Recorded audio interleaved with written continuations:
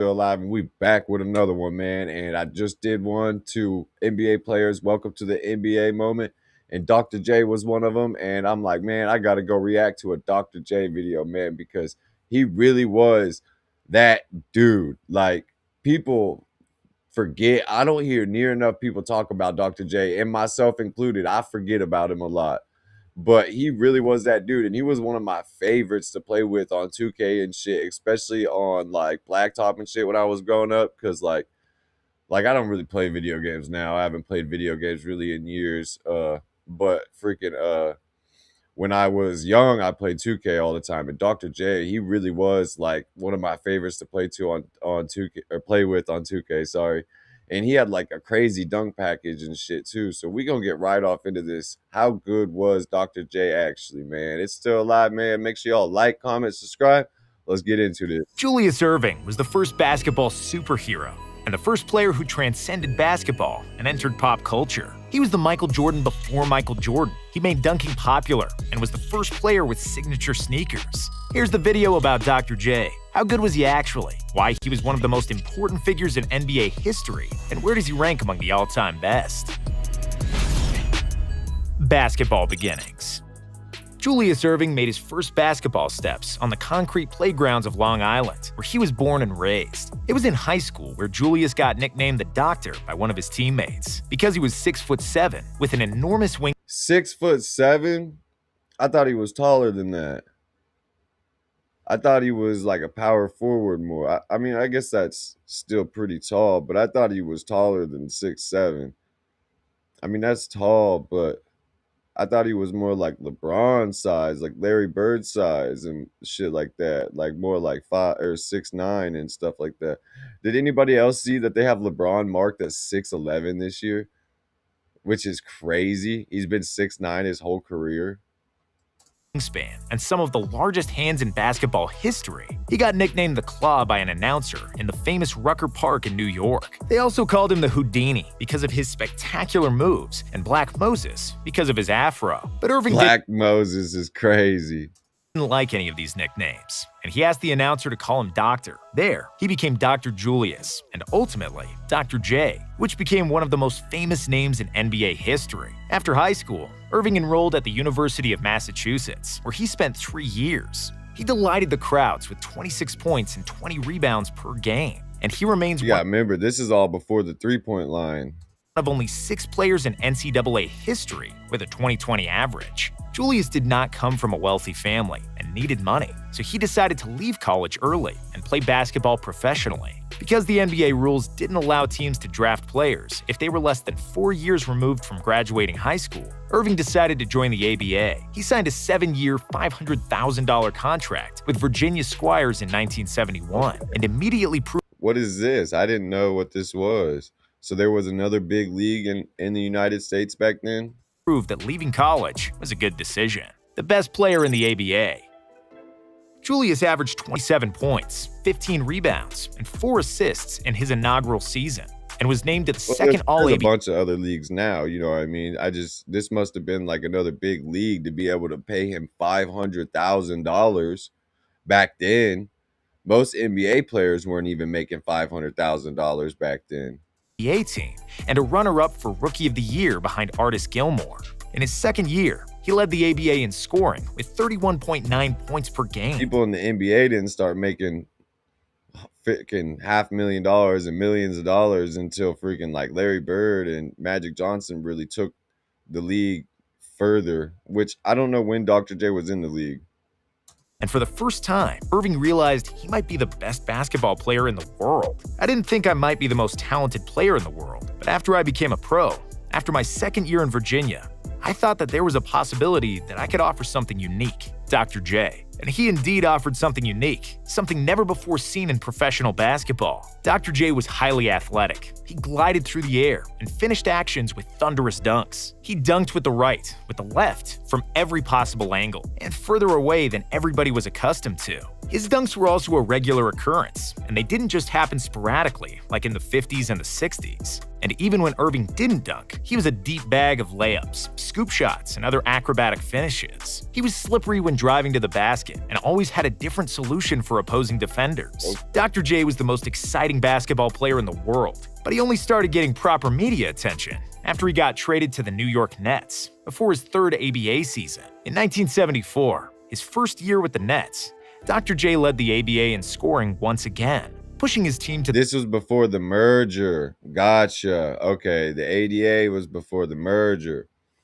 So this would have been in like what, the 70s? I didn't know Dr. J. I thought he played later in the years because in the last video I just watched, somebody's welcome to the NBA moment somebody that I knew was their welcome to the NBA moment was watching or playing against Dr. J. the best record in the league, with 27 points, 11 rebounds, and 5 assists per game. Irving was also awarded the ABA MVP. He proved his dominance over the competition in the playoffs and led the Nets to the title, losing just 2 games in 3 postseason series. Next season, the Nets once again had the best record in the league. Dr. J repeated as the league MVP, but they surprisingly lost in the first round of the playoffs. Damn. Despite Irving's stellar play, they would bounce back perfectly in the 1976 season. 76, okay. 1976. So Larry Bird and Magic Johnson were in the NBA already at this time because, well, maybe not. I don't know. Yeah, they had to have been about to be because MJ came in the league in 82. From the horizon. Irving would once more lead the league in scoring and win his 3rd consecutive MVP award. In the playoffs, Dr. J averaged 35 points, 13 rebounds, and 5 assists per game, leading the Nets to another ABA. Boy can shoot the deep ball too. Win his 3rd consecutive MVP award. In the playoffs, He's way outside. That's a crazy looking shot though. Dr. J averaged 35 Throttle enough. points, 13 rebounds, and 5 assists per game, leading the Nets to another ABA title. 1976 was also memorable for the first dunk contest in history in which Dr. J competed against other high-flying scorers David Thompson, George Gervin, and Artis Gilmore. Despite formidable competition, Dr. J dominantly won after dunking Damn, he's up there. Andy's only 6'7", so damn, he's up there for sure. 2 balls simultaneously and a dunk from the free throw line. ABA and I did know he did that. I did know he dunked from the free throw line before MJ. But the way MJ did it floating there was definitely like MJ's free throw line dunk was better than Dr. J's. I'm not going to lie. after dunking 2 balls simultaneously and a dunk from the free throw line. ABA-NBA merger and departure from the Nets. After the 1976 season, Dr. J was by far the most popular ABA player and arguably the most popular basketball player on the planet. He was the first basketball player to enter popular culture, and people who knew nothing about basketball could find out about Julius Erving from magazines, papers, and even comic books. The 70s were a wild era for the NBA, and Drugs were crazy, bro. Back in the 70s, motherfuckers were doing coke in the locker rooms and all types of shit. Particularly the ABA, where plenty of teams struggled to meet payroll demands and keep their franchises. The NBA also didn't like that the most popular player in the world played in the ABA, and they feared that others might follow. So the leagues did what was speculated for years at that point and made a merger.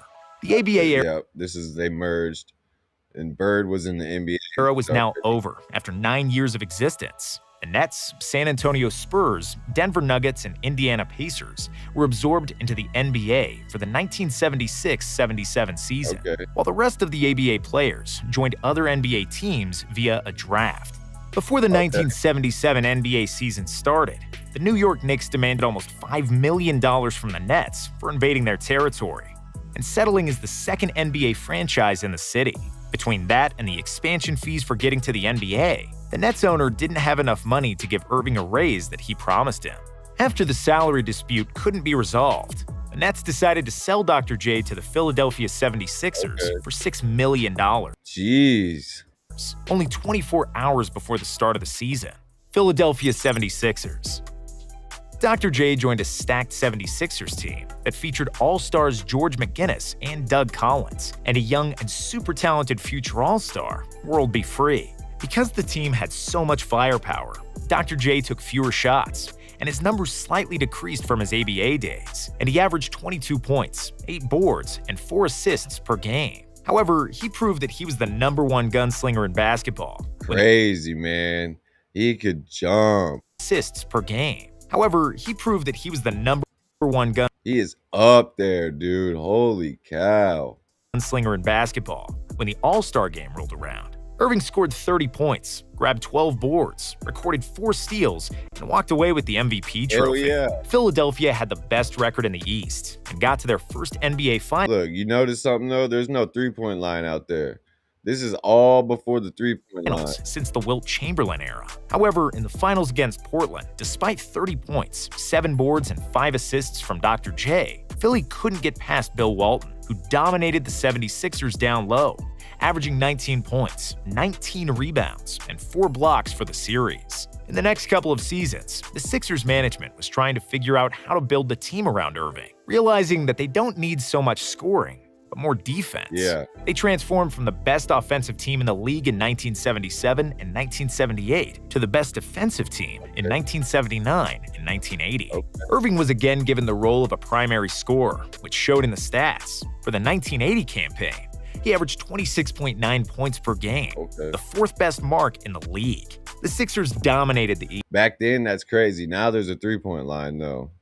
9 points per game, the 4th best mark in the league. The Sixers dominated the East and made another trip to the NBA Finals, where they would Insane work. That layup is crazy. He said, whoop. What the fuck? He was behind the backboard.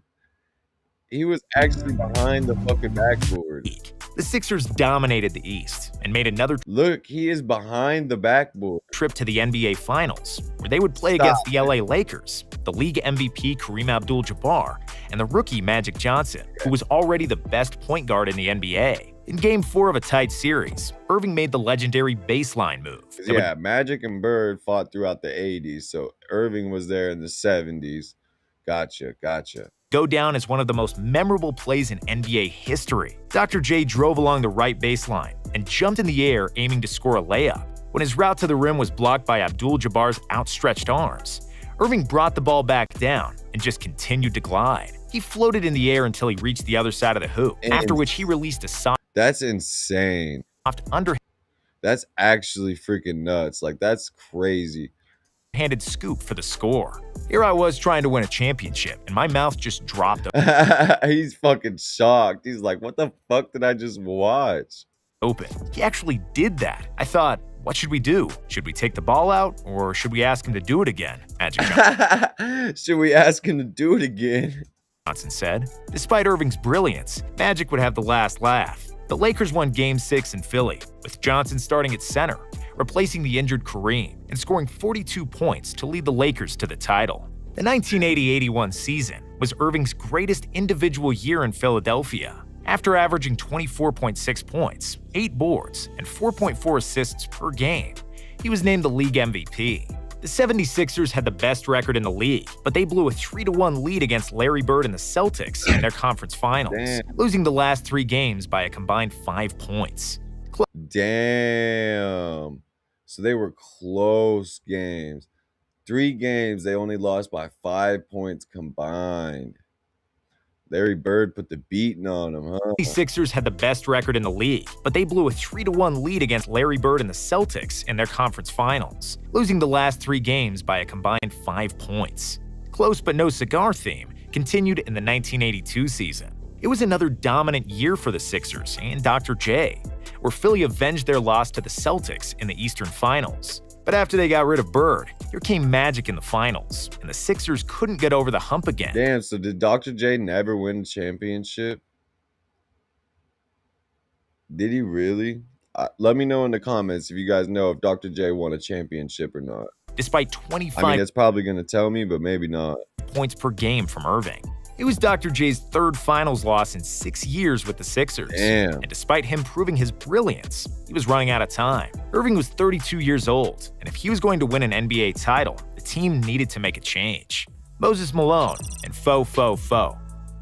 Moses Malone was the NBA MVP in 1982, and by the end of that season, he became a restricted free agent. The Sixers offered him $13 million over 6 seasons, which was a reasonable price for the best center in the league. The Rockets' ownership was stingy and short-sighted, and they decided not to match the offer, and the news was treated as a second Christmas in the Irving household. Dr. J I finally bet.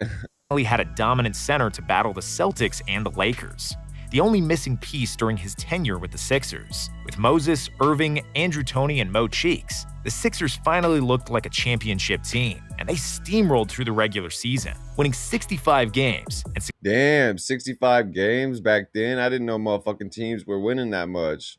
securing home court advantage throughout the playoffs. Well, I knew they were. I'm stupid. That's a fucking damn lie because I knew fucking Larry Bird and Magic Johnson and them had over 60 win teams several times. Malone My bad. That was a lie. was named the MVP of the league for the second consecutive time. Okay. And before the playoffs, Moses predicted that Philadelphia would go fo, envisioning a 4-game sweep in each of the playoffs' 3 rounds. He was proved wrong, but only by a hair, as the Sixers lost just 1 game throughout the playoffs, going 4-5-4 or 12-1 overall. Okay. In the finals, they swept the Lakers, as Malone out-rebounded Kareem 72 So he did get his championship. to 30 in 4 games. Even though he was now the second best player on the team, Dr. J had finally won an NBA championship. The Sixers would make the playoffs each time for the next 4 seasons, but they couldn't make another finals. Dr. J kept averaging solid numbers even at the age of 37, when he ultimately retired after the 1987 NBA season. Okay. Legacy. Dr. J retired as arguably the best small forward ever at the time, and he is still in the all-time top 5 at his position. He made the All-Star team in the playoffs in each of his 16 seasons, Facts. and he scored over 30,000 points. Damn. So where is he ranked among? Because what? LeBron's at how many points? In both the ABA and NBA. Oh, together. Gotcha. So that probably don't count though. His points probably don't count. Like in total, like if you look up how many points, I bet it's less than 30,000 then. Apart from scoring, Irving was also one of the best defenders of his era, which is proven by his 2 steals and 1.7 blocks per game over his Damn, that's crazy. entire career. For his entire career, 2 steals a game and almost 2 blocks a game for a whole career is solid numbers. Those are solid defensive numbers, man. An outstanding number for a small forward. 4 MVPs, 6 finals, and 3 titles are the highlights of his career. But he meant so much more to the NBA than that. He was the catalyst for the NBA and ABA merger, and he was the biggest superstar when the league desperately needed one. When basketball games weren't Yeah, because then the torch was handed off to Magic and Bird, and they were winning, which he was fighting against Magic and Bird to win them, but then they kept playing, you know what I mean, after he retired. And then MJ took it over in the 90s, and then Kobe took it over in the 2000s. So, like, Dr. J really was pivotal, you know what I mean, in changing it in the 70s and shit when the NBA didn't have a star like him that was like the spotlight that everybody wanted to know who he was. And he did that before all the other stars. So, man, yeah, man. always televised. And when the future of He's the definitely a legend for sure. And you got to have him, like, I don't know where I have him at, you know what I mean? But, like, realistically, you got to have him kind of high up there in your all-time greats. NBA was in financial jeopardy, Dr. J was the epitome of cool. He revolutionized the game, and every kid and aspiring player wanted to be like him, just like everyone wanted to be like Jordan in the 90s. In fact, almost everything that MJ did in the 80s and 90s, Dr. J did it a decade earlier. Whether it's having a signature shoe, dunking from the free throw line in a dunk contest, or making an iconic layup in the NBA Finals. Facts, man. That was a good one for sure. I definitely didn't know half that shit about Dr. J, man. He's definitely a legend. I think people need to bring him up more. You know what I mean? I don't hear people talk about him that much, especially on a lot of videos and people that be talking about the all-time greats. You don't really hear Dr. J's name brought up. And I'm not saying he's top 5 or top 10, but I think you got to have him realistically up in like your top 25 at least, probably. You know what I mean? He was an all-time great for sure. Let me know if there's any other videos you guys would like me to react to in the comments. Make sure you guys like, comment, subscribe. I appreciate you guys.